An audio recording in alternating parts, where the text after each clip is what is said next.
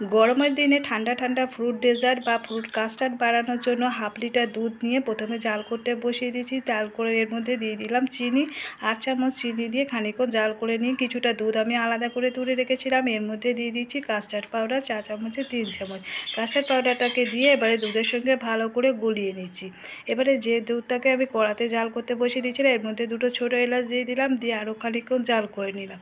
এবারে যে custard powder মিশানো দুধটাকে রেখেছিলাম সেই কাস্টার্ড পাউডার মিশানো দুধটাকেও এর মধ্যে দুধের সঙ্গে ঢেলে দিয়ে আরও খানিকক্ষণ এটাকে অনবরত নাড়াচাড়া করে একটু ঘন করে এটাকে নামিয়ে নিতে হবে।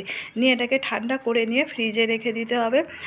পরে ফ্রিজ থেকে বার করে নিয়ে এতে পছন্দ মতো ফল মিশাতে হবে। আমি এখানে কালো আঙুর, আপেল টুকরো করে কাটা, এবারে খেজুর দিয়ে দিলাম টুকরো করে কাটা, বেদানা দিয়ে দিচ্ছি আর সবুজ আঙুর দিয়ে দিচ্ছি। এর মধ্যে আপনারা আম বা কলাও মিশাতে পারেন, মিশালে তৈরি হয়ে যাবে ফ্রুট ডেজার্ট বা ফ্রুট কাস্টার্ড।